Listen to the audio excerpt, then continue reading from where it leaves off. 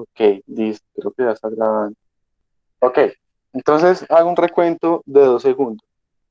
Obligaciones. En obligaciones que veníamos viendo o que veníamos revisando. Entonces, en obligaciones veníamos, arrancamos de explicar qué es una obligación y dentro de los elementos de las obligaciones nos referimos al elemento objetivo, vimos toda la clasificación, mencionamos el elemento subjetivo y estamos dedicados prácticamente a hablar del elemento jurídico, que es el vínculo. Y a raíz de esto, de las fuentes de las obligaciones, ya hablamos de todo lo que tiene que ver con la ley y estamos en el contrato. Pareciera que uno estuviera estancado en el contrato, pero no, lo que pasa es que el tema del contrato y del negocio jurídico es un tema sumamente amplio. Los otros son un poquito más fáciles y son más cortos.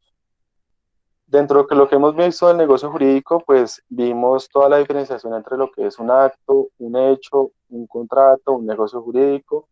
Vimos toda la parte de los principios, vimos toda la parte de la clasificación de los contratos y vimos toda la parte de la formación del contrato, cómo se forma, y vimos toda la parte relacionada con los elementos del contrato, en ese caso.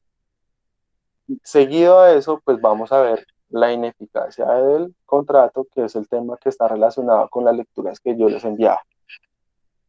Una aclaración adicional también.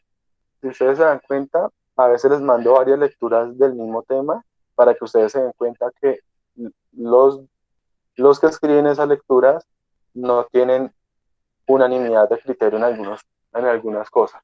Y es lo más normal que puede haber en esos casos. Ok, ineficacia del negocio jurídico. La ineficacia del negocio jurídico es un tema muy amplio relacionado con que el negocio jurídico no produzca sus efectos. Como su mismo nombre lo dice, ineficacia implica hablar de que algo es ineficaz, que algo no termina concluyendo una situación en particular. En estos casos, lo que estamos determinando es que el negocio jurídico no cumple su objetivo. ¿Y cuál es el objetivo del negocio jurídico? El objetivo del negocio jurídico no es propiamente crear, ni modificar, ni extinguir obligaciones. Puede ser diferente dependiendo de cada caso en concreto. Por ejemplo, ¿cuál es el objetivo de una compraventa? Pues el objetivo de la compraventa es lograr, eh, lograr transferir la propiedad. Esa es lo que se busca. Si no se logra eso, puede estar afectada su eficacia.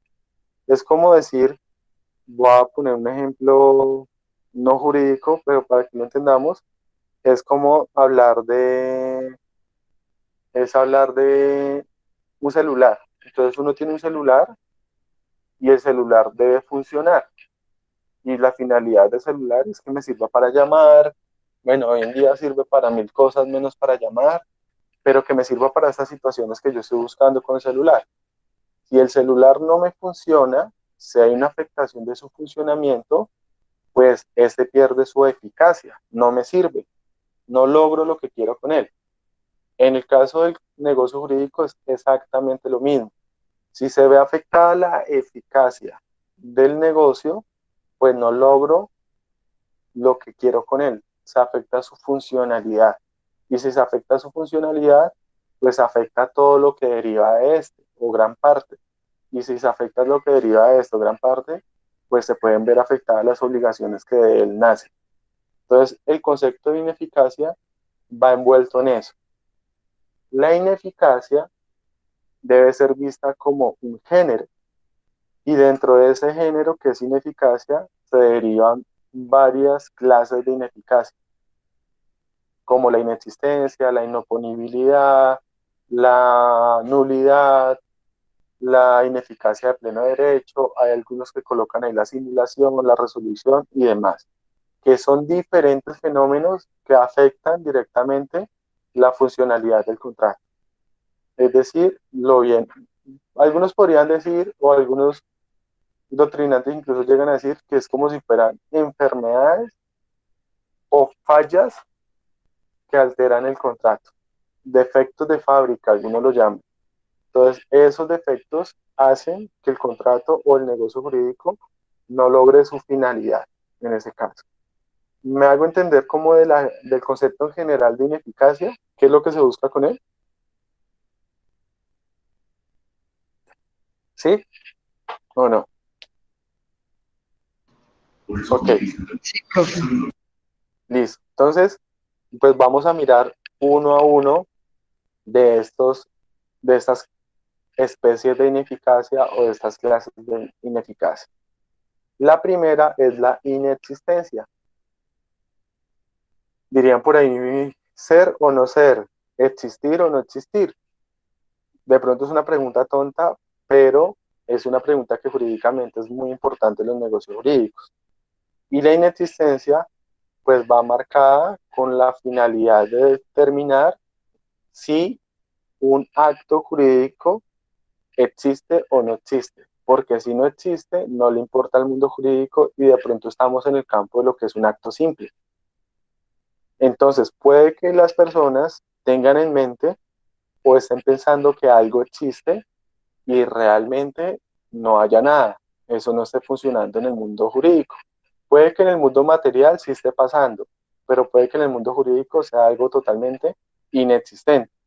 Por eso es que la inexistencia puede llegar a ser vista como un negocio jurídico que ha sido proyectado, pero que tiene una falla que hace que realmente no exista.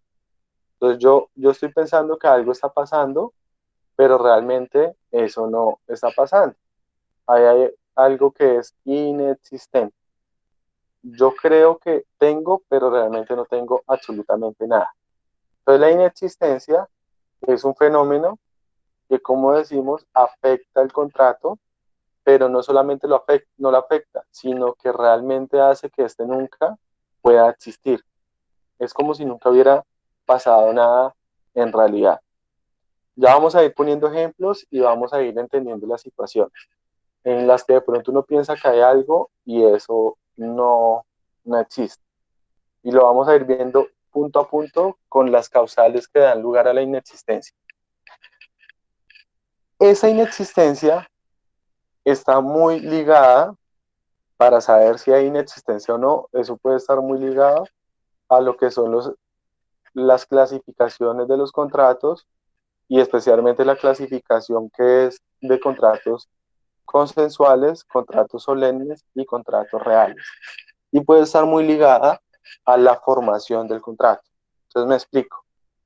Causal número 1. ¿Cuál es la primer causal de inexistencia? La inexistencia se presenta cuando no están presentes en la formación del contrato los elementos de la esencia o los elementos estructurales del contrato. Entonces ahí hagamos memoria. Y es que acuérdense que los contratos tienen varios elementos. Tienen elementos esenciales, elementos naturales y elementos accidentales. Elementos esenciales, que son aquellos que tienen que estar presentes en la formación del contrato, o de lo contrario, no existe el contrato. Dos, elementos de la naturaleza que no tienen que estar presentes porque ya se entiende que pertenecen al contrato. Y tres, elementos accidentales que son los que aportan los contratantes a través de cláusulas adicionales. Entonces, la primer causal de inexistencia está relacionada con eso. Y es que cuando yo celebro un negocio jurídico o especialmente un contrato y en este no están presentes en la formación los elementos esenciales, pues simplemente no hay contrato. Entonces les pongo un ejemplo. Es como si yo le dijera a Joana, Joana, le vendo mi carro. Y Joana me diga, listo, le compro su carro. Ahí las personas pensarían que ya hay un contrato, pero ahí el contrato es plenamente inexistente. Y es inexistente porque ¿cuál elemento esencial de ese contrato no estuvo presente en su formación? ¿Qué creen ustedes ahí que faltó en la formación de ese contrato? Listo. Haber hablado de Acá me escriben el valor, pero es haber hablado del precio, pero pues es la misma idea. Entonces, si es una compra-venta, es necesario haber hablado tanto de la cosa como del precio. Yo le estoy diciendo, le vendo mi carro, Lady me está diciendo, se lo compro, pero nunca hemos hablado del precio, lo cual quiere decir que hay una malfuncionalidad en la formación del contrato y el consentimiento no está adecuadamente formado, lo que hace que el contrato sea plenamente inexistente en ese caso. Entonces, si de aquí a mañana yo voy y le digo a Lady, venga, Lady, usted no me ha pagado, Lady me puede decir, pero es que no hay contrato, porque es que usted no me dijo nunca cuánto valió y yo nunca acepté. Entonces, ahí se ve afectada la existencia. Por ejemplo, el caso inverso, si yo le digo le compro en 10.000 y Lady me dice se le vendo, pero nunca hablamos de qué me está vendiendo y qué le estoy comprando, pues simplemente ahí también el contrato es inexistente. O sea, todo eso tiene un hilo conductor. Por eso hemos venido hablando tema a tema en ese caso. Entonces, primer causal, no están presentes los elementos esenciales del contrato.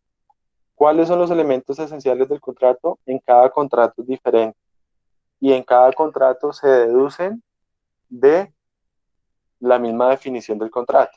Y palabras más, palabras menos es lo mínimo sobre lo cual yo me tengo que poner de acuerdo para que se forme el contrato. De lo contrario, el contrato es inexistente en ese caso.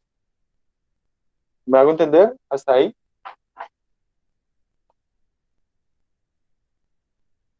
Listo. Ok. Si hay alguna duda me dicen y repetimos. No hay ningún problema. La segunda causal. La segunda causal avanzamos un poquito más. En la segunda causal estamos ante un supuesto en el que los elementos esenciales del contrato sí están presentes. O sea, no hubo problema con la primer causal. Estamos bien. Pero el problema viene es porque estamos en una situación donde hubo oferta de celebrar el contrato y nunca hubo aceptación, lo cual hace que el contrato también sea inexistente. O la aceptación fue extemporánea. Y si la aceptación fue extemporánea, el contrato nunca se formó en ese caso. Les pongo entonces el ejemplo. Entonces yo le digo a Lady, para seguir con el ejemplo, le digo, Lady, le vendo mi carro en 30 millones de pesos.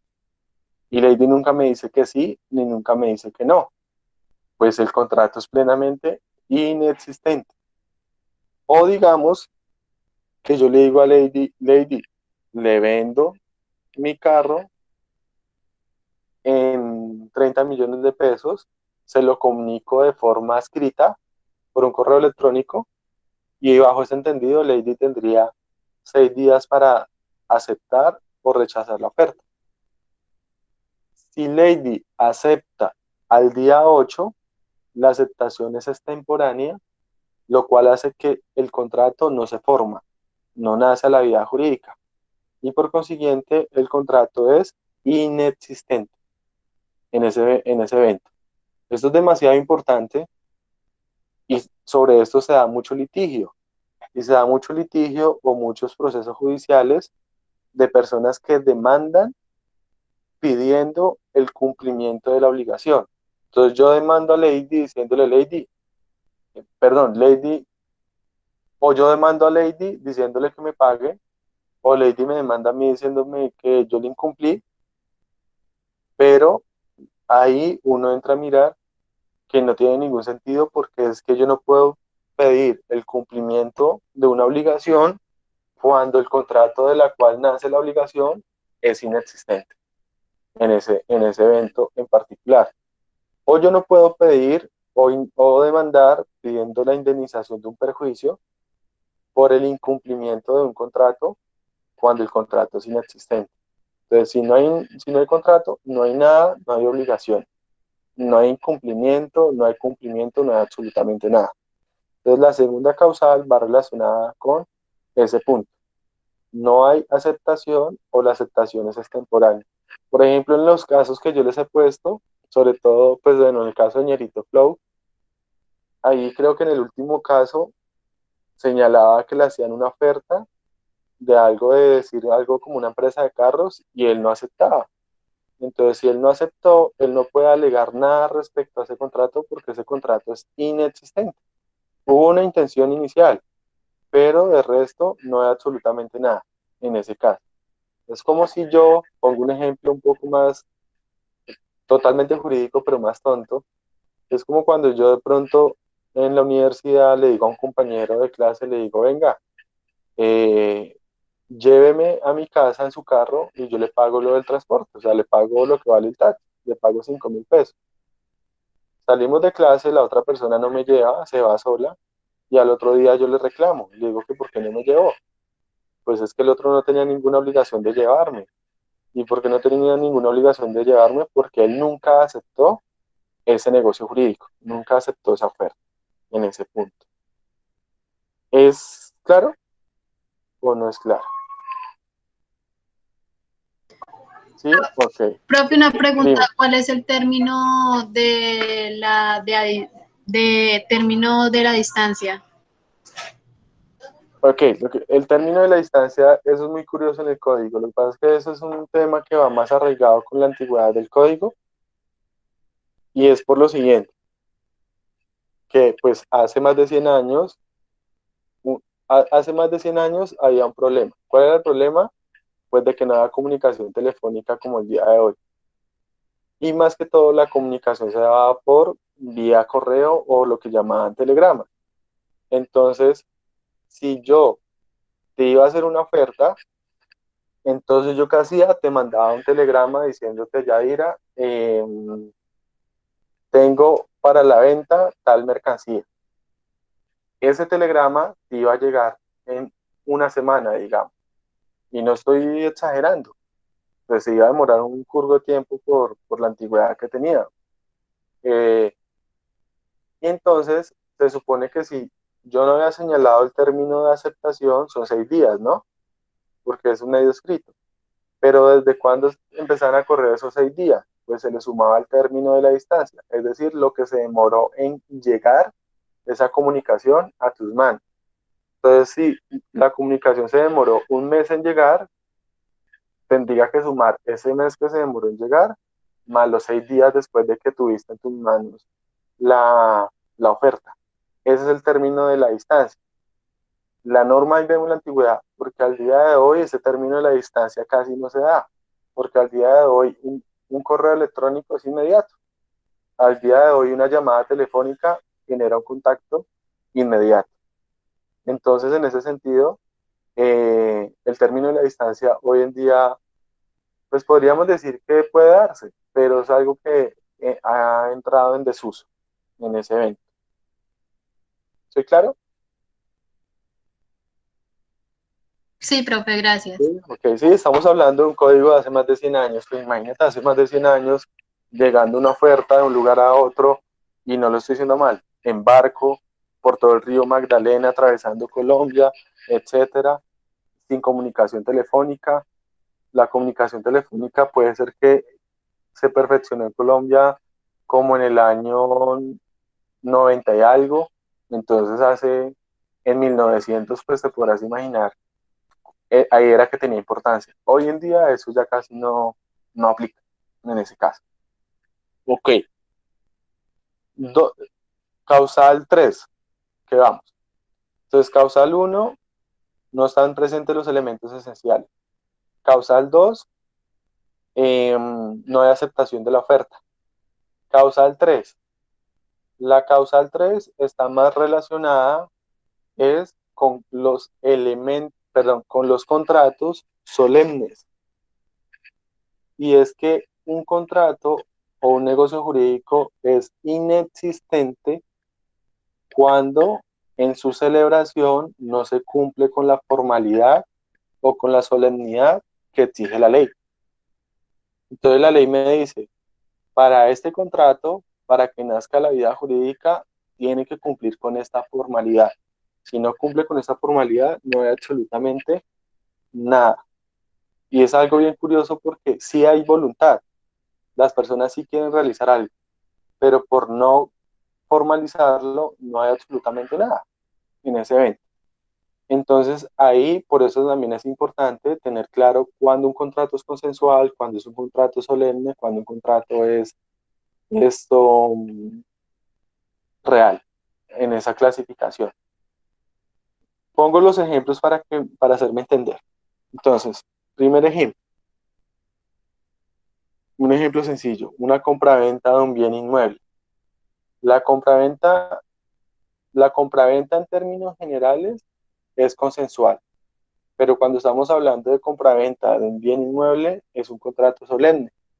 Y es solemne porque la ley señala que para que exista el contrato tiene que ser por escritura pública, lo cual quiere decir que si yo le vendo, en este caso, digamos que si yo le vendo a Yadira mi apartamento y esa venta no la hacemos por escritura pública, ahí ahí no hay absolutamente nada en ese caso.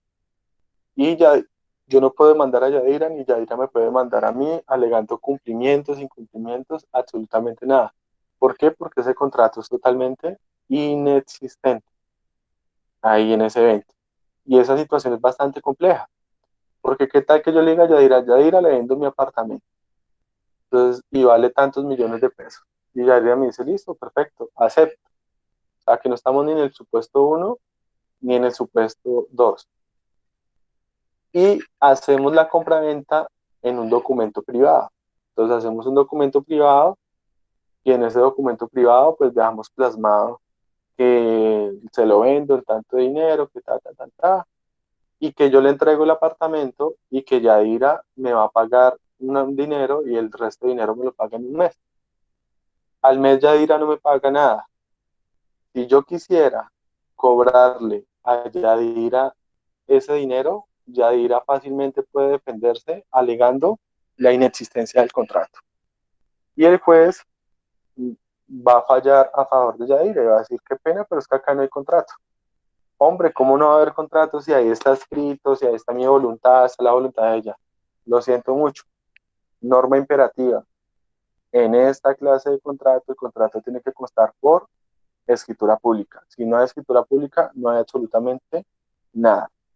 No quiere decir que yo no pueda demandar con la finalidad de recuperar la propiedad del bien, perdón, el corpus, o Yadira pueda demandarme con la finalidad de recuperar la plata que ya me dio, pero eso es por otro lado. Pero yo no puedo ir a atacar acá el cumplimiento o el incumplimiento. O qué tal que yo haya colocado en la compraventa una cláusula penal y quiera hacer efectiva la cláusula penal. Pues esa cláusula penal no se puede hacer efectiva porque el contrato en el cual reposa es inexistente. Y si es inexistente, todo lo que está ahí no funciona en ese caso. Otro ejemplo, no sé si están mirando la pantalla y les muestro acá, por ejemplo, en la promesa de compraventa. Entonces, eh, la promesa de compraventa es un contrato solemne. Y es algo bastante curioso, porque la compraventa de bienes muebles es consensual, pero la promesa es solemne. ¿Por qué? Porque la ley lo determina así. Entonces, lo estoy mirando acá, perdón un segundo, acá está, artículo 1611 del Código Civil.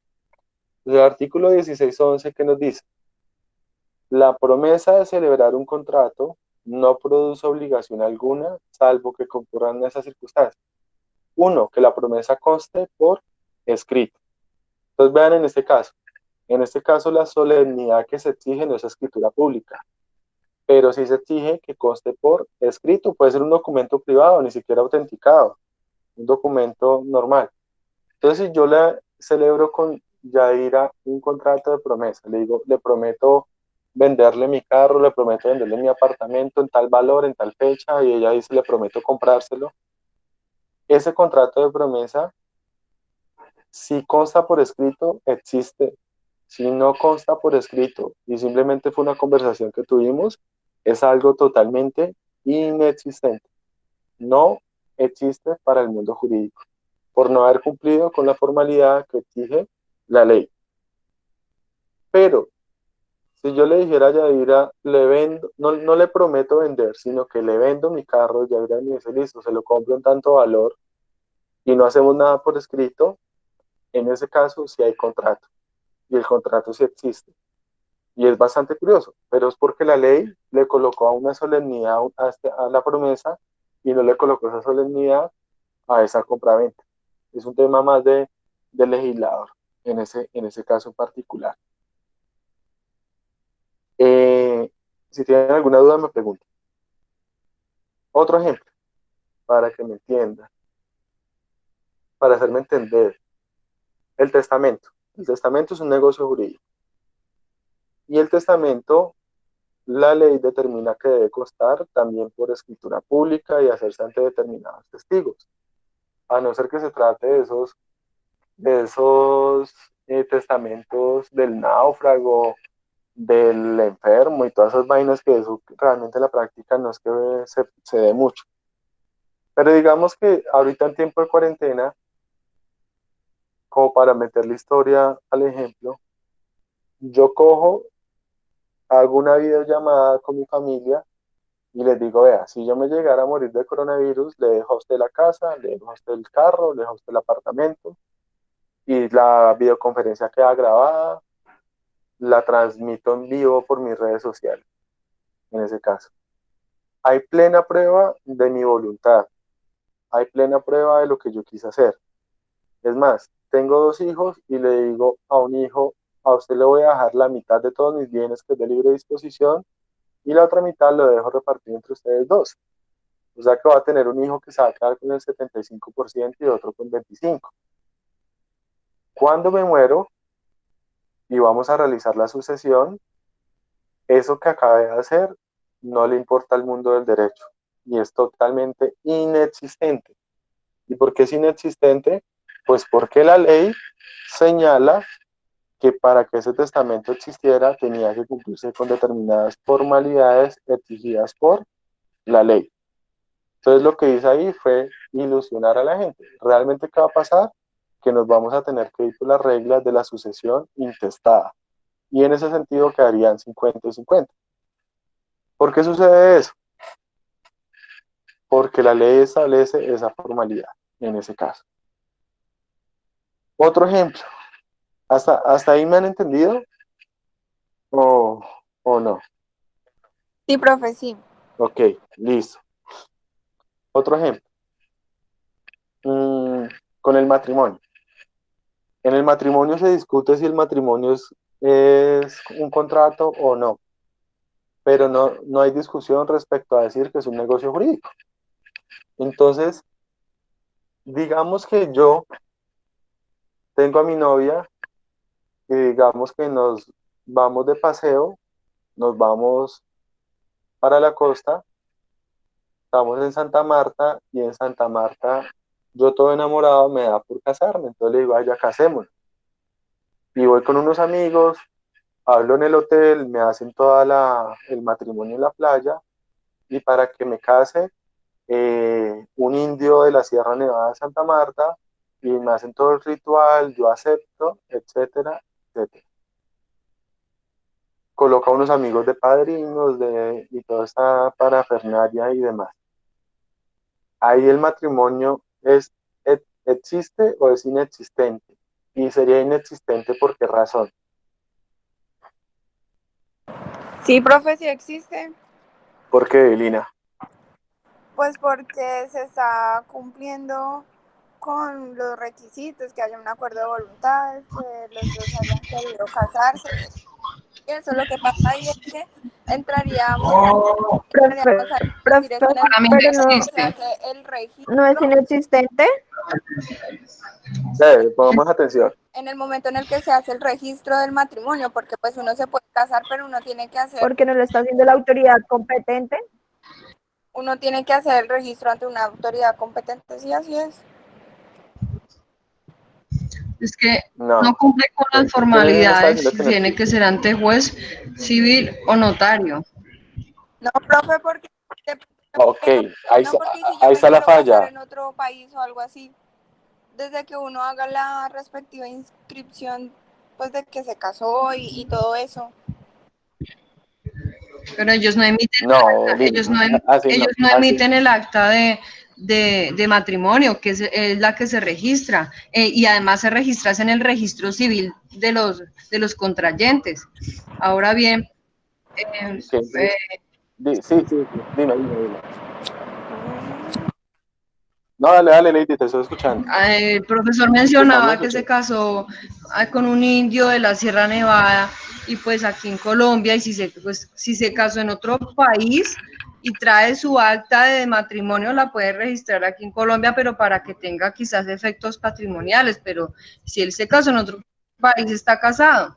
Y en la otra situación es que las personas que tienen autorización para celebrar matrimonios civiles son o por la Iglesia Católica o algunas entidades religiosas, pero que tienen un convenio ya definido con con el gobierno, si no de lo contrario es una ceremonia, un Ok, ritual nada más. ok, entonces, Lina, lo que dice Lady es correcto. Es como si pongamos un ejemplo un poquito más loco. Es como si estuviéramos un día de fiesta en una discoteca y yo le digo a un amigo, estoy enamorado, cásenos. Y acá está mi novia y usted nos va a casar. Entonces él nos casa, nos echa un sermón, nos echa la bendición, todo ahí. Es la misma situación, es algo totalmente inexistente. ¿Por qué? Porque es que el matrimonio tiene una solemnidad que hay que cumplir. Y la solemnidad que hay que cumplir, en este caso, es la autoridad competente para realizar el matrimonio, que como lo decía Lady, es o el juez, o el notario, o el párroco. Por eso cuando ustedes ven esos matrimonios así tan de película en la playa, por lo general eso es simbólico. Y lo que hace la gente es que previo a ese matrimonio o posterior a ese matrimonio, se casa en una notaría o se casa en una iglesia en una ceremonia muy privada. Y realmente lo que hacen allá es como la ceremonia por hacer algo bonito, pero es algo netamente simbólico. Lo que vale es que yo me case ante una autoridad competente, en ese caso. No sé si te queda claro, Lina. Sí, profe, ya, gracias. Vale, listo. No, no hay problema. Es que por esa es la cuestión. Entonces, ¿qué pasaría? Listo. Vuelvo al ejemplo. Entonces, en este ejemplo sería totalmente inexistente. Y voy a ser un poquito grosero con lo que voy a decir. Entonces, nos vamos para la costa, yo todo enamorado me caso, hacemos la fiesta, transmitimos en vivo. Hay pruebas, todas las pruebas del mundo. En redes sociales, todo el mundo se dio cuenta que no sabe. Pero hay matrimonio, no hay matrimonio, es inexistente. Les digo que va a ser grosero, ¿por qué? Porque puede que cuando lleguemos del paseo nos peleamos y yo le digo, no, o sea, acá no tenemos absolutamente nada. Y como dirían, yo le digo molestando y digo que es grosero porque alguna vez lo escuché directamente de una persona que organiza ese tipo de matrimonio. Y la persona es costeña y la persona riéndose nos decía, estos matrimonios valen mondá. O sea, eso no existe, eso no vale de nada jurídicamente hablando. Entonces, eh, ahí está plasmada la inexistencia en ese caso. ¿Listo? ¿Es claro? No sé si con los ejemplos he sido bastante claro en ese caso. Acá es donde uno se empieza a dar cuenta con lo que llevamos hasta el momento de lo importante que es saber de este cuento. Porque es que las personas cuando desconocen de temas jurídicos, por eso es que cometen muchas fallas y por eso pierden las demandas. Y muchas veces no es porque los abogados sean malos, sino porque la gente demanda causas perdidas. Y la gente cree que la justicia es caritativa y la justicia no es caritativa con quien fue negligente al momento de contratar. Entonces, si usted fue hizo un negocio jurídico que es inexistente y después usted va a pedirle a la justicia que le ampare el cumplimiento de ese contrato, la justicia le va a decir, qué pena, mi señor, ese negocio es inexistente, acá no pasa absolutamente nada. No, ¿cómo así? Hombre, si usted quería que su papá hubiera dejado los bienes repartidos como usted lo dijo, usted hubiera cuidado a su papá, le hubiera llevado a una notaría, le hubiera dicho, papá, usted es muy lindo conmigo, me quiere dejar muchas cosas, pero déjemelo acá anotado en una escritura pública que se llama un testamento. De lo contrario, lo que te estás hablando por hablar. Esa es como la situación en ese caso. Listo. Y vamos en que la tercera causal, creo. Creo que sí, ¿cierto? Tercera causal. Entonces, cuarta causal. La cuarta causal va relacionada con que el negocio jurídico carezca de objeto. ¿Qué quiere decir que el negocio jurídico carezca de objeto en ese caso en particular?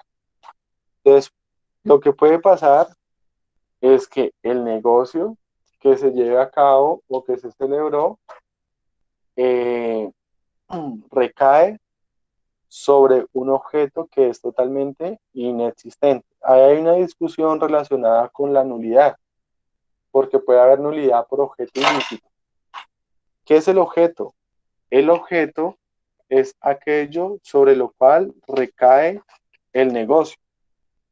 Entonces, si sobre lo que recae el negocio es inexistente, pues puede que el negocio también sea inexistente. Entonces, si yo le digo a Lina, Lina, le regalo mi Ferrari, ¿de qué negocio jurídico estamos hablando? Estamos hablando de una donación.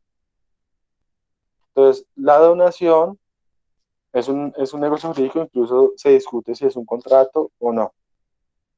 Pero yo no tengo ningún Ferrari que regalarle, entonces realmente ahí lo que estamos hablando es de algo que es un contrato totalmente inexistente.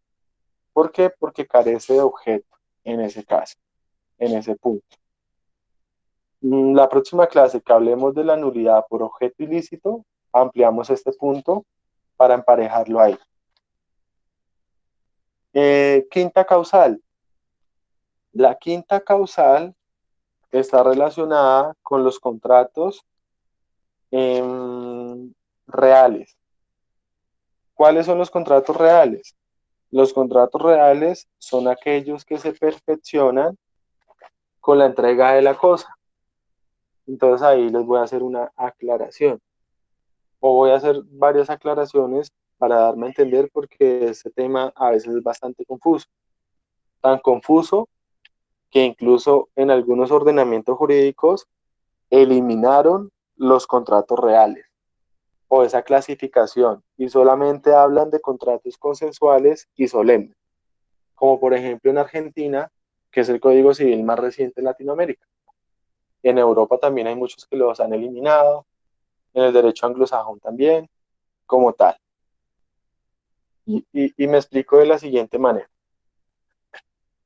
El contrato tiene, por lo general, digamos que tiene 3 etapas o 2 etapas importantes. Hay quienes dicen que tiene 3 etapas. Una etapa precontractual, una etapa contractual y otra etapa postcontractual. Entonces podríamos decir que en la etapa precontractual, digamos que está todo lo relacionado con la oferta y los tratos previos. En la etapa contractual está toda la ejecución y cumplimiento de las obligaciones del contrato. Y en la etapa postcontractual son obligaciones pendientes, sucedáneas o accesorias que nacen del contrato, como por ejemplo el cumplimiento de una garantía o por lo menos algo que se llaman el saneamiento por evicción en la compraventa. Hay quienes lo sintetizan un poco más y dicen que el contrato tiene 2 etapas o 2 fases. La primera fase o la primera etapa podríamos decir que es la fase o la etapa de formación del contrato. Y una vez el contrato está perfectamente formado y perfectamente celebrado, pasamos a la segunda etapa, que es la etapa o la fase funcional o de ejecución del contrato, en ese caso en particular. ¿Por qué hago esta diferenciación? Porque es que hay contratos en los cuales en su etapa inicial, en su etapa de formación, se requiere la entrega de un bien para que queden formados y celebrados. Pero eso es diferente a que en los contratos, dentro de su etapa funcional o su etapa de ejecución, se necesite entregar un bien para cumplir una obligación de dar, en ese caso. Entonces, si no me entienden, inmediatamente pregúntenmelo, díganme, repítanme, y lo volvemos y lo repetimos para que quede claro. Lo explico con ejemplo. Entonces, por ejemplo, la compraventa. La compraventa es un contrato que en su etapa de formación solamente requiere el acuerdo de voluntades. Y en su etapa de ejecución o su etapa funcional requiere cumplir unas obligaciones que implican unas prestaciones de dar, entregar el dinero y entregar una cosa. Pero eso está en la etapa de formación, de ejecución o la etapa funcional. Lo cual quiere decir que cuando yo paso a la etapa funcional, ya el contrato existe en ese evento. En cambio, hay otros contratos, como lo es los contratos reales, que en su etapa inicial, su etapa de formación, la ley exige que se haga entrega de un bien. ¿Cuáles son esos contratos?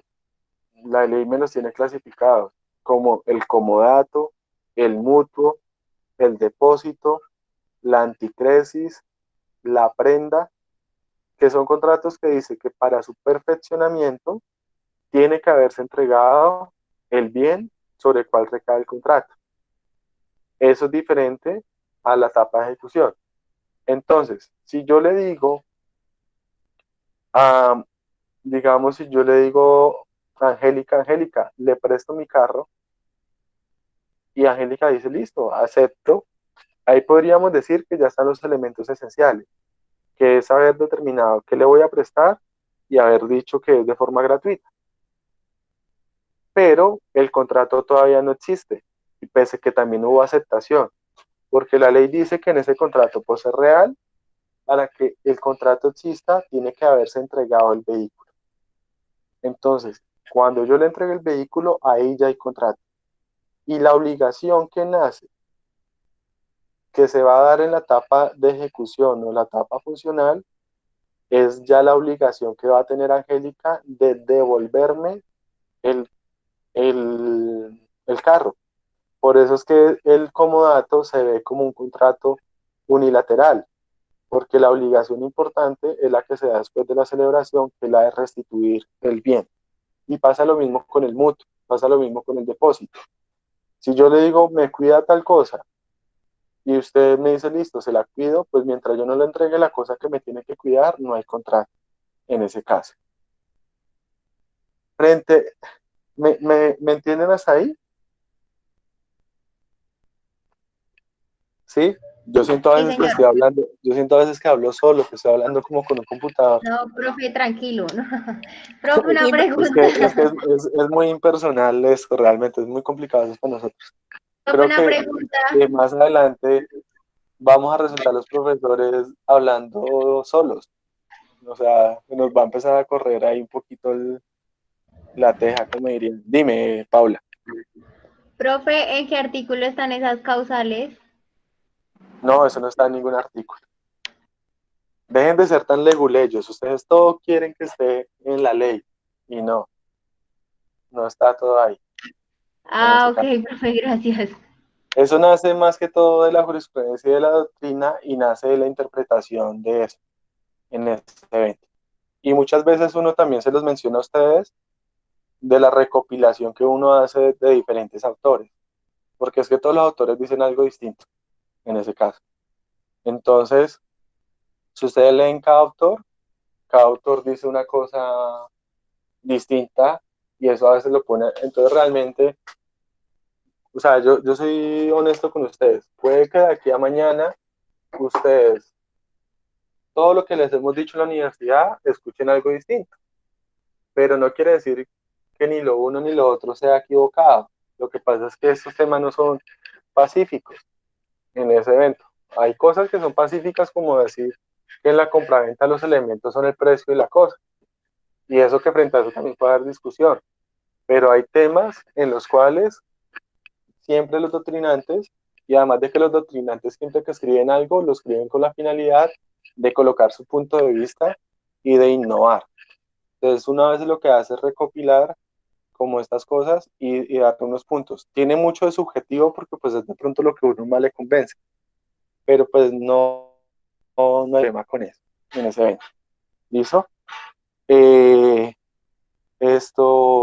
Pero no lo digo mal, o sea, no digo mal el tema de ser leguleyo, sino que sí, a veces uno es muy pegado al código, pero más allá del código hay cosas que de pronto se discuten en el litigio, o a veces uno le toca en un proceso judicial tratar de buscar un argumento diferente al de la norma. Entonces uno dirá, pues eso es imposible, pues a veces no es tan imposible, a veces también es, es posible hacerlo en ese caso en particular, en ese evento. Hay unas cosas que sí tienen norma y otras cosas que no, en ese caso. Listo. Perdón. Bueno, entonces estábamos en la causal de los contratos reales, en la quinta causal, ¿cierto?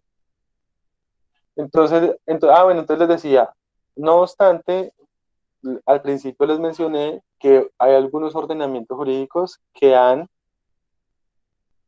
eliminado los contratos reales, dándole mayor validez a lo que tiene que ver con la autonomía de la voluntad, o sea, dándole más importancia al acuerdo de voluntades que a la entrega de la cosa. Y determina que esa clasificación de contratos reales es muy arcaica, pero no obstante se sigue peleando. Me voy a contradecir con algo de lo que te decía ahorita, o que le decía ahorita a Paula, que decía que no hay que ser leguleyos, pero pues una vez es cuando el único argumento que le sirve es el que está en la ley, pues acude a la ley, en ese caso, y lo explico de la siguiente manera.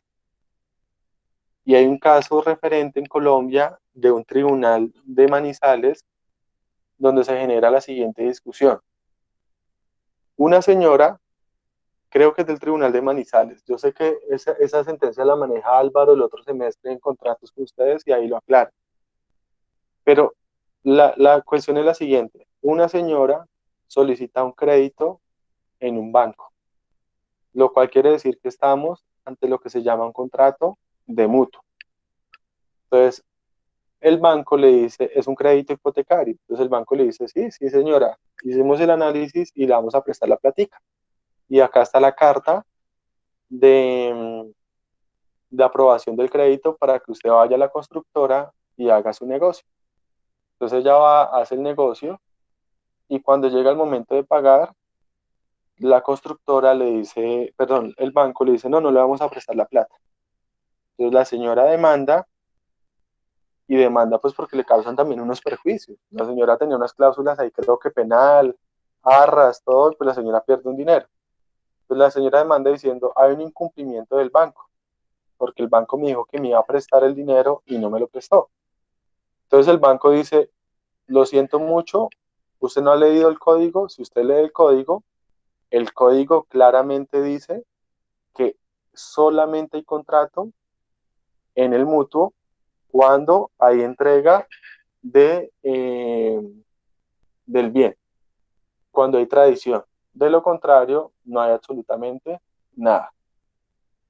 Entonces se genera toda esa discusión dentro del mutuo para determinar que si bien el contrato de mutuo, eso es real, se requiere la entrega de la cosa para su perfeccionamiento, uno tampoco puede echar a un lado la etapa precontractual. Y en ese sentido, por eso también se entra a hablar de lo que se llama la responsabilidad civil precontractual. Y es que cuando a mí me generan una expectativa, cuando a mí me generan una confianza legítima y después esa confianza me la quitan, pues yo también puedo estar afectado. La señora tenía la confianza legítima de que tenía un crédito aprobado, de que iba a poder comprar su apartamento y después el banco se le echa para atrás y le dice ya no le presto el dinero, pues en ese sentido la persona se puede ver defraudada. Pero entonces la discusión está en eso. Miren por lo menos acá en la pantalla el artículo 2222 y dice, no se perfecciona el contrato de mutuo, sino por la tradición. O sea, si yo no le entrego la plata, no hay mutuo y no hay obligaciones. Entonces, esa es la discusión que se viene generando. Dicen, vea, ¿y dónde queda la buena fe? ¿Y dónde queda la oferta y la aceptación? ¿Y dónde queda el principio de el solo consensus obliga, que ustedes lo leyeron? Y todo este argumento lo lleva a decirle, no, señor banco, me hace un favor y indemnice. Indemnice porque usted genera una expectativa en ese caso. Tengo una pregunta. Dime. ¿Eso aplicaría en el caso cuando una persona ha solicitado a un banco también un préstamo y esta persona incurre en mora con otra creencia, otra obligación que tenía y la reportan en data crédito y cuando va a hacer el retiro del dinero le dicen que no, que está reportado y entonces que por lo tanto no le hacen el desembolso? ¿Aplicaría esa cláusula? Si el retiro es posterior, perdón, si la aprobación es previa al reporte. No. Le hacen la aprobación del préstamo. Sí, no se dieron cuenta que estaba reportada. No, es que no estaba reportada. Y cuando fue a hacer el retiro del préstamo, la persona la había reportado por 1 mes, 2 meses de mora. Sí, no era gran cosa. Entonces, fue a hacer el retiro del desembolso, que le hicieran el desembolso del préstamo que ya había sido aprobado y que ese día mismo allá ellos vuelven a verificar centrales de riesgo y que como estaba reportada no le hicieron el desembolso, pero la persona, espérate, es que no he terminado, la persona había incurrido en gastos de hipoteca y todo esto para ese crédito. ¿Ahí qué aplicaría esto o qué sucedería ahí? Sí, es igualito. O sea, es que la cuestión es, usted me genera una expectativa y esa expectativa es una expectativa legítima y esa expectativa implica entonces que usted después me está generando un perjuicio en la etapa precontractual. Entonces lo que de alguna forma dicen es que usted en este caso no demanda el cumplimiento del contrato, pero sí demanda el pago de perjuicios. O sea, que no estamos en el campo de una acción ejecutiva, sino que estaríamos en el campo de un proceso declarativo donde tú vas a alegar la responsabilidad civil contractual. ¿Cuál es el gran problema en la práctica? ¿Y por qué esos problemas no se han solucionado y zanjado? Porque es que en la práctica, para tener un antecedente que cambie la norma, necesitamos jurisprudencia. Y los jueces no se atreven a aplicar algo que no diga la jurisprudencia. Y para que haya jurisprudencia en materia de la jurisdicción ordinaria en el área civil, esa jurisprudencia nace de la casación civil. Y para que tengamos un caso que vaya a casación civil, tiene que ser un caso demasiado cuantioso, o sea, un caso de mucho valor. Y adicional a eso, pasarán muchos años para que haya la respuesta. Entonces, en esos casos, en el que les digo el tribunal se discute y lo que hacen es decirle, no, acá lo que hay es una responsabilidad civil precontractual, pero no hay contrato en ese evento, sino que ese tema sigue siendo discutido. Es como si yo les pongo un ejemplo distinto, pero el análisis es el mismo, Lady. Si uno lo quisiera pelear, lo pelearía tal cual como lo estamos hablando. Entonces yo les pongo un ejemplo diferente. Entonces yo les digo, vea, Lady, voy a poner un negocio, ¿cierto?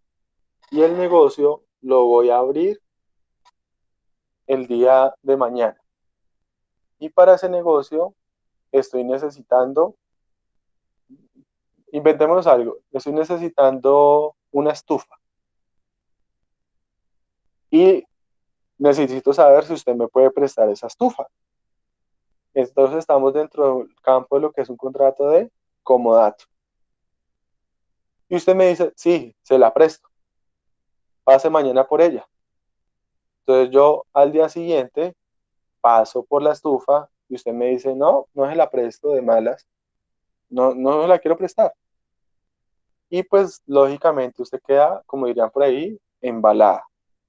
Con todo programado para la apertura, invierte en algunas cosas, genera unos gastos.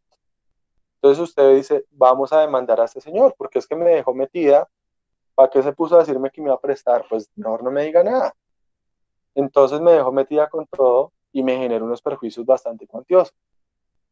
Entonces vamos a demandarlo. Ahí está lo difícil. ¿Cómo lo demando? Uno, solicito que hay una responsabilidad contractual por incumplimiento de las obligaciones que nacieron del contrato, pero ¿será que me dicen que el contrato es inexistente? ¿O digo que hay una responsabilidad extracontractual? ¿O digo que hay una responsabilidad precontractual en ese evento? Entonces, ahí está la discusión, pero lo importante y lo que ha dicho la jurisprudencia es que no se desampara esa etapa.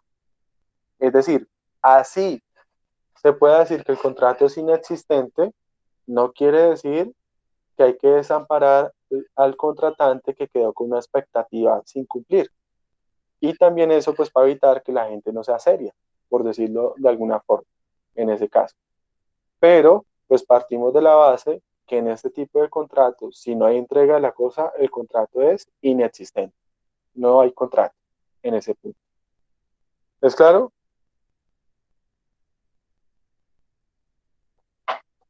¿Es claro? Sí, ¿Sí? profe, claro. Esto No, también aplicaría para los procesos monitorios, profe, cuando no hay no, título. no, porque es que ahí es diferente. Porque es que ¿qué pasa ¿qué? En el proceso monitorio. En el proceso monitorio lo que estamos discutiendo es no que no exista el contrato, sino que no existe la prueba del contrato, el título ejecutivo, pero el contrato sí existe en ese caso, porque a ti ya te entregaron el dinero, etcétera, etcétera, lo que tú no tienes es la prueba del contrato y de la obligación y inicias el proceso monitorio, pero en ese sentido es distinto. Una cosa es, pero mira que todo eso es importante, una cosa es la existencia del contrato, otra cosa es la existencia del título, en ese caso. Profe, pero es que con la inexistencia del título no se configuraría, no apelarían a la inexistencia del contrato. No, es diferente. Te pongo un ejemplo para que lo veamos que es distinto. Entonces, Lady, el proceso monitorio va dirigido a cobrar qué tipo de obligaciones.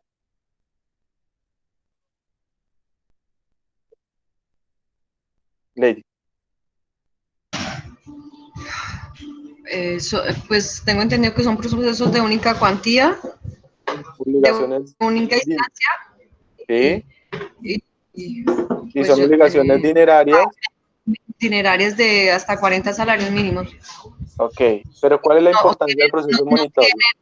tienen el título valor para Ok, para presentar un proceso ejecutivo, entendería ojo, yo. ojo, el título valor no, el título ejecutivo, que, Eso, que, bueno, que es diferente. Entonces, no importa, vea, me gusta porque eso aclara muchas cosas que ustedes tienen sueltas y de pronto no caen en cuenta. Entonces, ¿qué es lo que sucede?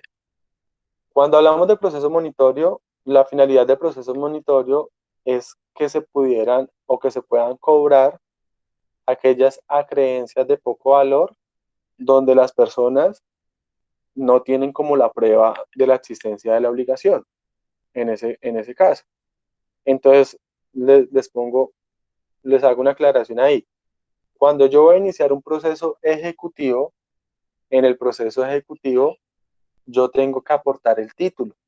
¿Qué es el título? El título es la constancia, o el título ejecutivo la constancia de que la obligación existe, de que la obligación es clara, expresa y exigible.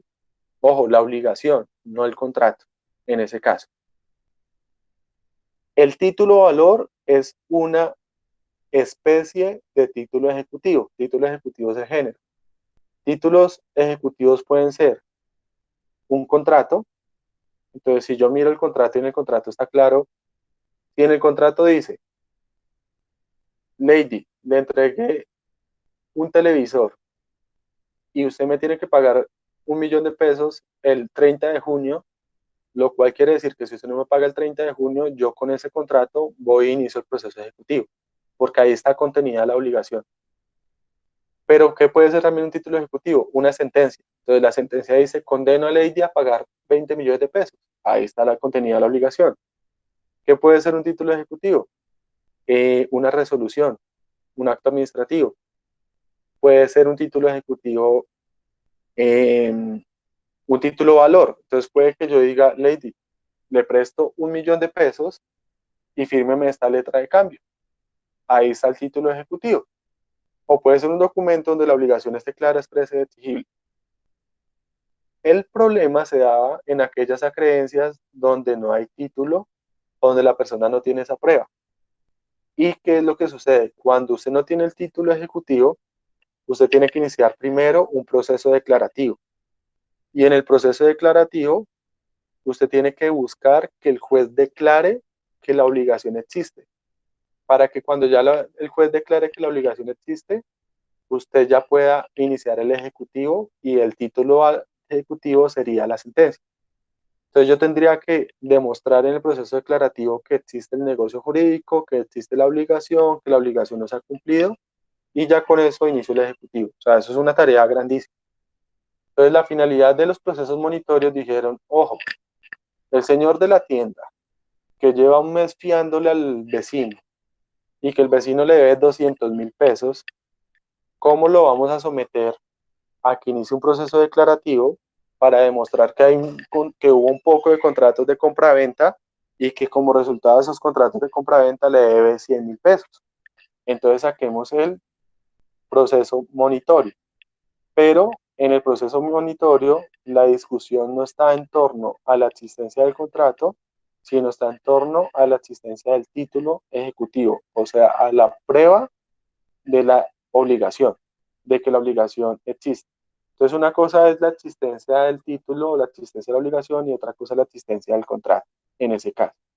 No sé si soy claro con el tema. Esos temas son muy chéveres, esos temas, no sé si lo notan, pero pues Sí, profe. me explayo un poquito más a explicarlos ahí, en ese evento, en ese punto. Ok, entonces, todas estas causales de las que hemos venido hablando, pues dan lugar a la inexistencia en ese evento. ¿Qué características tiene la inexistencia? La inexistencia tiene las siguientes características. La primera, la inexistencia no necesita declaración judicial. ¿Qué quiere decir eso? Que yo no tengo que acudir ante un juez a decirle, señor juez, decláreme que el negocio es inexistente. Lo que sí pasa, por ejemplo, con la nulidad, que lo discutíamos al principio de clase haciendo la retroalimentación del examen. Entonces, la inexistencia no necesita pronunciamiento de ningún juez, simplemente aplica de pleno derecho, como lo están diciendo ahí en el chat, en ese caso. Sin embargo, hay que aclarar algo, y es que en la práctica la inexistencia no necesita aclaración judicial, pero sí es de mucha discusión en los procesos judiciales. Pero entonces se discute más por vía de excepción que por vía de acción. ¿Me explico a qué me estoy refiriendo? Cuando digo que es por vía de acción, me refiero a que el que alega la inexistencia es el demandante. Cuando digo que se alega por vía de excepción, me estoy refiriendo es que quien alega la inexistencia es el demandado a través de las excepciones previas o de mérito, especialmente de las de mérito. ¿Y por qué suele pasar eso? Porque, por ejemplo, si yo demando a Sergio y demando a Sergio pidiéndole el cumplimiento de unas obligaciones de un contrato o pidiendo la responsabilidad de Sergio por incumplir un contrato, la excepción que me va a formular Sergio va a ser, señor juez, como medio de defensa, mi defensa es la siguiente excepción. Llámela como quiere, pero en esencia es decir que el contrato es inexistente. Entonces le va a decir, señor juez, excepción de inexistencia del contrato. Y la argumentación es porque el contrato no existe debido a que cualquiera de las causales, en ese caso. Entonces sí suele ser alegada por vía de excepción. Igual, no está prohibido que usted lo alegue por vía de demanda. Pues si usted quiere tener una sentencia que diga que eso nunca existió, pues hágalo, pero no es necesario. Suele ser más por vía de excepción en ese evento. Otra característica, la inexistencia aplica sobre la totalidad del negocio. ¿Qué quiere decir eso? Que no es parcial, sino que es total. Si no existe, no existe todo el negocio. Pero es que no quiere decir que no exista una partecita, una clausulita, no. Si estamos hablando de la inexistencia, estamos hablando de la inexistencia de todo, en ese caso. No es que en el caso del matrimonio que estábamos hablando, no es que vayamos a decir que no existe el matrimonio, pero sí puede existir la sociedad conyugal. O no existe la sociedad, no. Si no existe, no existe absolutamente nada en ese caso. ¿Estamos claros? ¿Ahí? Ok. ¿Hay alguna pregunta? ¿Se pregunta? Sí, profe.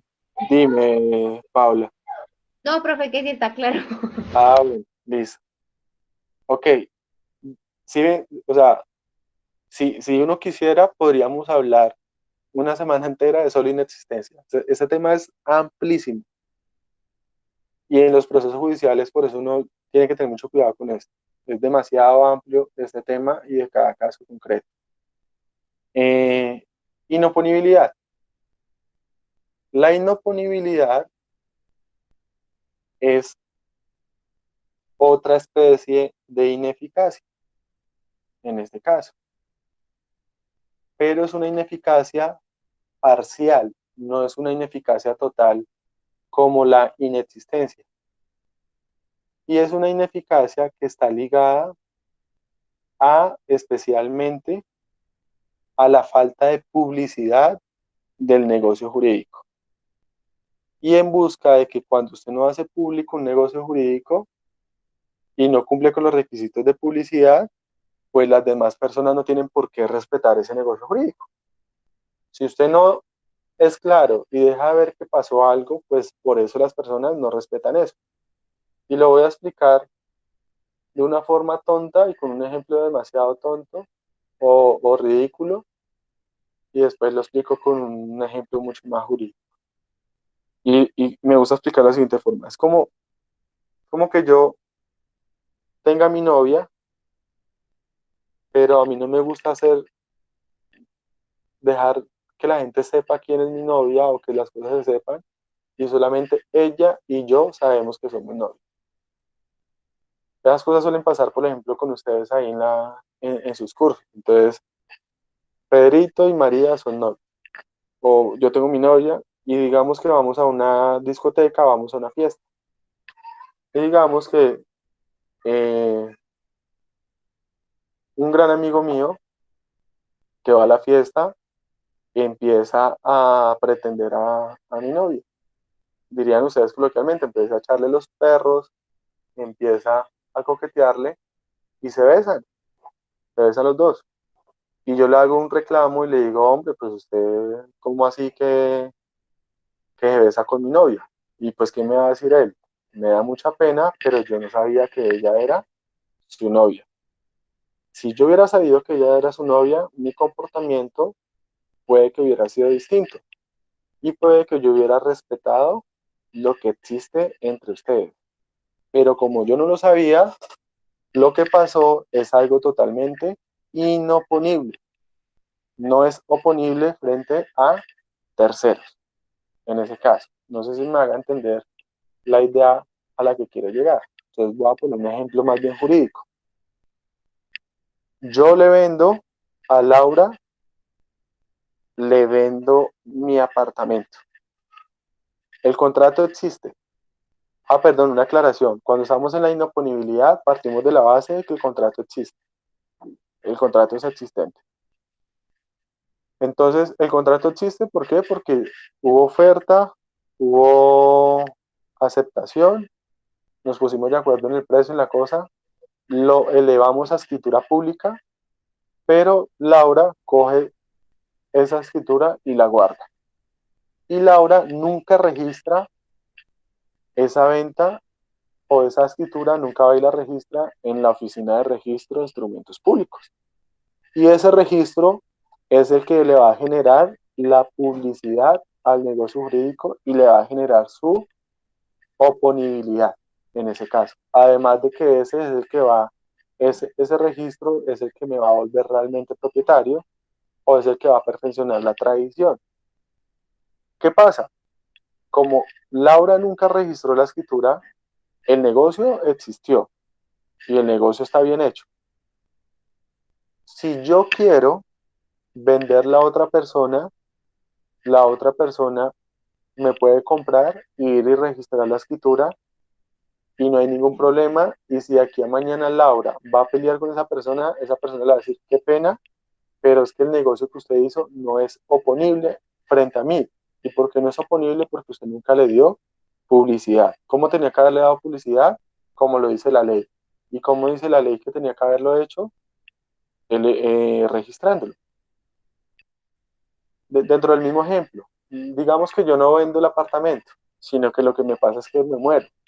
Y me muero y mis herederos realizan o llevan a cabo la sucesión y como el apartamento sigue estando a mi nombre, pues el apartamento pasa a estar a nombre de otra persona. Y mi heredero, ya estando como propietario, le reclama el apartamento a Laura. Y Laura le va a decir, ojo, este apartamento es mío, yo lo compré, etcétera, etcétera. ¿Qué le va a decir la otra persona? Lo siento mucho, pero su compra-venta es inoponible a mí, en este caso. Lo mismo puede pasar con un automóvil, lo mismo puede pasar especialmente con todos los sujetos a registro, como por ejemplo con la venta de un establecimiento de comercio en el registro mercantil y demás. Esta figura sí tiene consagración legal en el Código de Comercio, en el artículo 901, que lo estoy mostrando en la diapositiva, pero no quiere decir por eso que no sea aplicable y que desde antes se veniera aplicando en el Código Civil y en materia de derecho privado en ese evento. El 112 es más como un ejemplo de inoponibilidad en ese caso, donde dice, el 112 del Código de Comercio dice, mientras la escritura no sea registrada, será inoponible contra el contrato tercero. O sea, que los terceros no tienen por qué respetar ese acuerdo en ese caso. ¿Es clara la inoponibilidad? Ok. Por eso, no sé si se vayan dando cuenta, pero cada vez uno va encontrando que el tema de las cargas contractuales es un tema duro y es un tema complicado porque es que en las cargas contractuales usted tiene que saber contratar y por no saber contratar puede que el contrato termine siendo inoponible, termine siendo inexistente, termine siendo nulo y las demás que vamos a seguir viendo. Por eso es que a veces alguien hace un negocio de 200 millones de pesos, que eso es un negocio muy común, la venta de un apartamento, y apartamentos se compran y se venden todos los días, y la persona hace una inversión de 200 millones de pesos y no se asesora y no es capaz de pagarle, dependiendo de lo que le cobre un abogado, pero digamos que un abogado baratero que le cobre 500.000 pesos por asesorarlo, y terminan metidos en cualquier cantidad de problemas, porque no saben contratar. Y la ley no los va a amparar por el tema de que la ignorancia de la ley no sirve de excusa, en ese caso. Ok, ineficacia de pleno derecho. La ineficacia de pleno derecho, pese a que también se llama ineficacia, hay que distinguirla de la ineficacia como género. Una cosa es la ineficacia como género, dentro de la cual están todas las que hemos venido hablando, y otra cosa es la ineficacia de pleno derecho como especie. Entonces la ineficacia de pleno derecho es una figura que se deriva de la regla que viene del derecho romano, que es la regla pronom scripta. ¿Cuál es la regla pronom scripta? Es una regla que indica que cuando la ley establezca que una estipulación contractual no produce efectos o se tiene por no escrita, eso no vale en el contrato. Es muy parecida a la inexistencia, pero tiene unas diferencias. Entonces, cuando la ley diga eso se tendrá por no escrito o eso no producirá ningún efecto, se podrá entender que estamos ante la ineficacia de pleno derecho o ante la aplicación Profe, de la regla pro non scripta. Dime. qué pena, es que se me cortó. ¿Podría volver a explicarlo de la regla? Qué pena. Tranquila. Entonces la regla, o sea, La ineficacia de pleno derecho está consagrada en el Código de Comercio, pero me quiero ir un poquito más atrás, porque es que el Código de Comercio es mucho más joven, pese a que es viejito, es mucho más joven que el Código Civil. Entonces lo que digo es que realmente esto viene de la regla pro non scripta, que es una regla que viene del derecho romano, donde se da a entender que algo se tendrá por no escrito, o sea, no existió. Dirían por ahí coloquialmente, voy a hacer de cuenta que no lo escuché, voy a hacer de cuenta que eso yo no lo vi. Ojo, pese a que está en el contrato, pese a que hubo voluntad y está en el contrato, la ley dice, voy a hacer de cuenta que no escuché eso. Y eso, para mí, no aplica, no tiene ninguna eficacia en ese caso. Entonces, la regla pronombre escrita parte de la base de que la ley sea la que diga que eso no tiene ningún efecto o que se tendrá por no escrito. Y en ese sentido, pues eso da lugar a que esa cláusula o esa disposición contractual sea totalmente ineficaz en ese caso, en ese evento. Ya el Código de Comercio lo consagró bajo la figura de la ineficacia de pleno derecho, en ese caso. Entonces, la ineficacia de pleno derecho es una consagración de la regla pro non scripta. ¿Cuál es la diferencia de esta figura con la inexistencia? La diferencia es que la inexistencia, acuérdense en que es total, en cambio la ineficacia de pleno derecho es una situación que es parcial, solo aplica para la cláusula en específico. Es decir, si yo no si yo incluyo un pacto, una cláusula, que una norma me diga que no tendrá efecto, el contrato en general existe y será eficaz, pero esa cláusula será ineficaz de pleno derecho. Ahí me lo dice el artículo 897 que estoy proyectando. Dice, cuando el código exprese que un acto no produce efecto, se entiende ineficaz de pleno derecho. ¿Qué quiere decir eso? Ahí sí se parece mucho a la inexistencia, que no requiere declaración judicial. Como lo decían ahorita Sergio, aplica de pleno derecho en ese evento. Pero la gran diferencia es que no es total, sino es parcial, pero son muy similares en ese caso. Unos ejemplos, el artículo 1051 y el artículo 670, ahí me lo dice. En el artículo 1051 me dice que no se podrá pactar la cesión de la póliza a la orden y que eso se tendrá por no escrito o no producirá ningún efecto, creo que dice.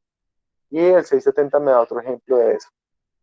Sin embargo, les hacía la aclaración, pese a que sea una regla que fue plasmada o fue consagrada en el Código de Comercio a través de ese artículo, no quiere decir que esta regla no estuviera inmersa en, en, el, en el Código Civil. Y es que en el Código Civil tenemos muchísimas normas donde se aplica la misma situación.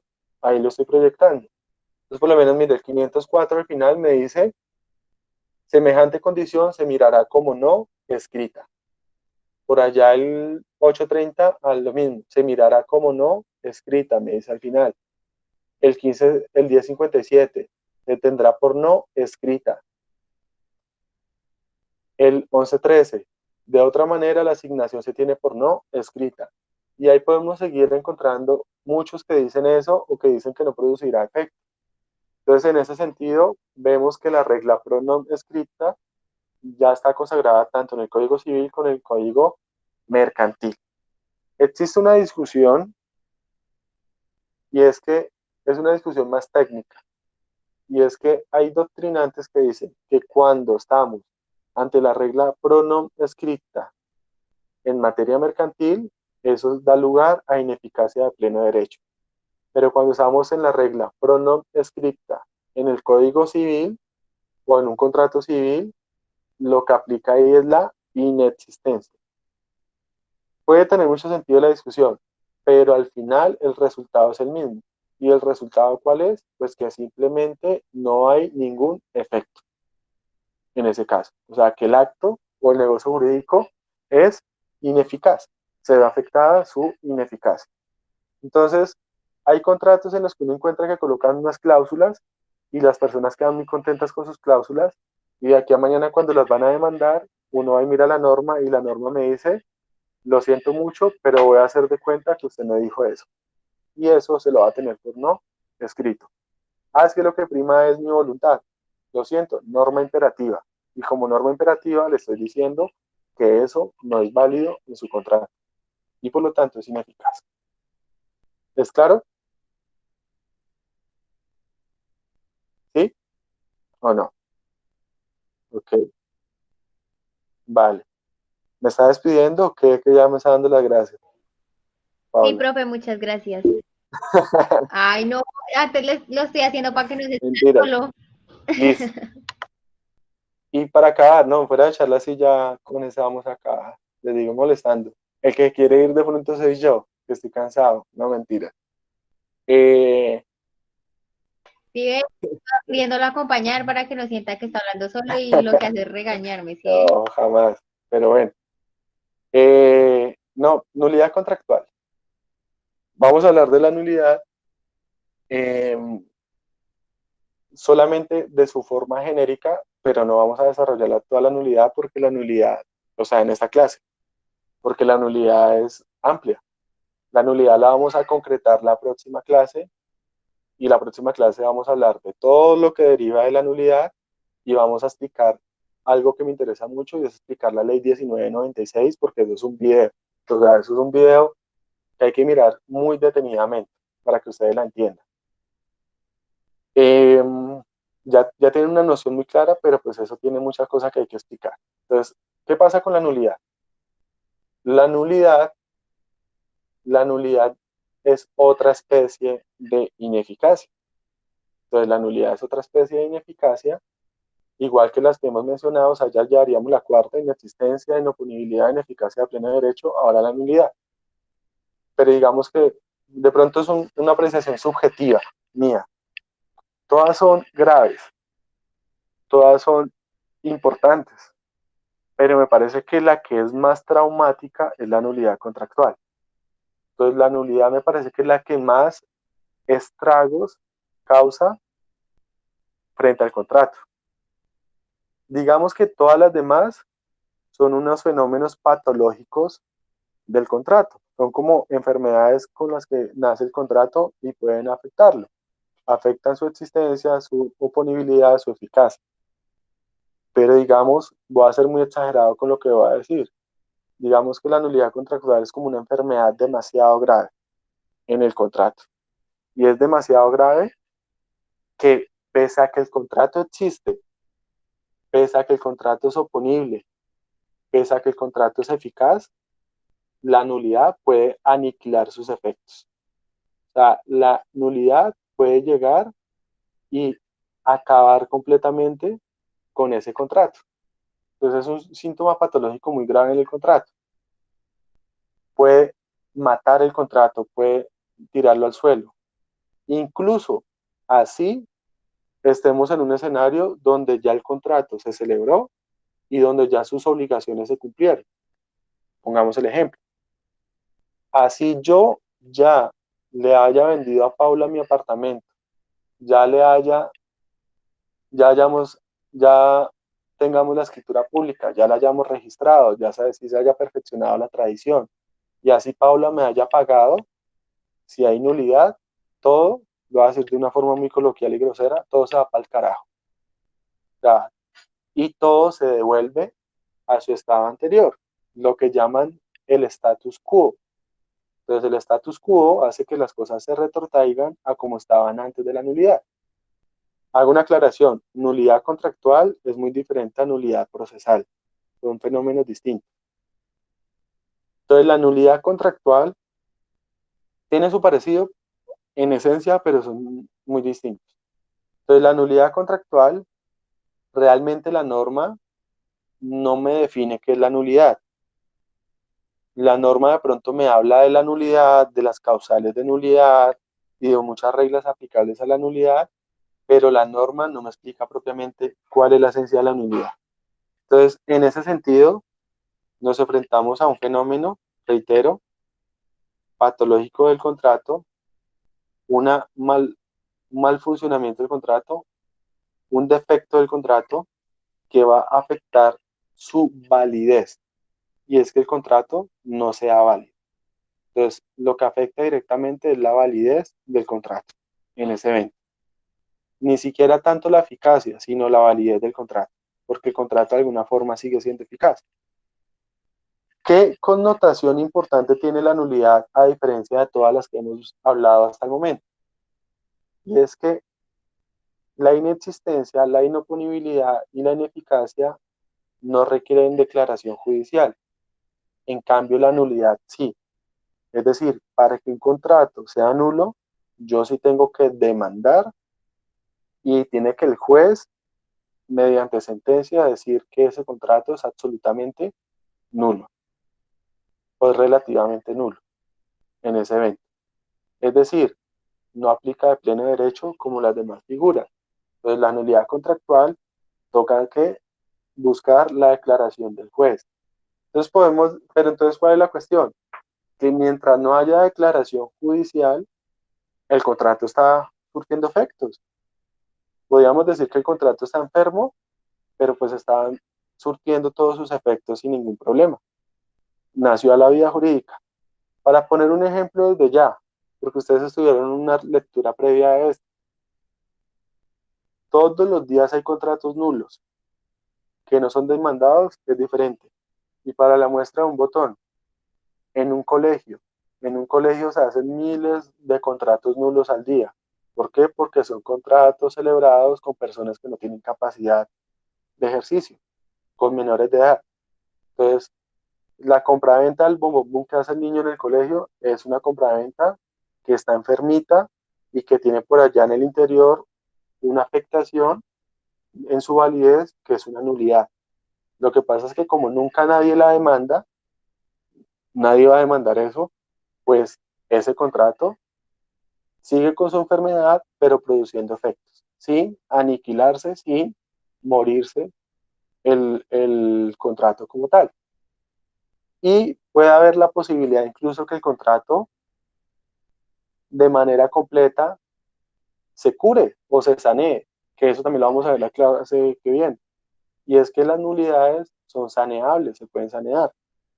Y una forma de sanearlas, la forma más fácil de sanear la nulidad es cuando la nulidad ha combatido con el contrato mucho tiempo y se da un fenómeno que se llamaría ¿cómo? ¿Qué fenómeno se daría ahí? Que curaría esa nulidad de una vez y salvaría el negocio de una.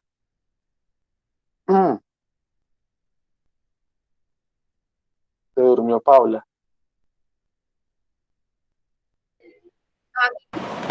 Profe, aquí estamos, sigamos. Por eso, pero les estoy haciendo una pregunta.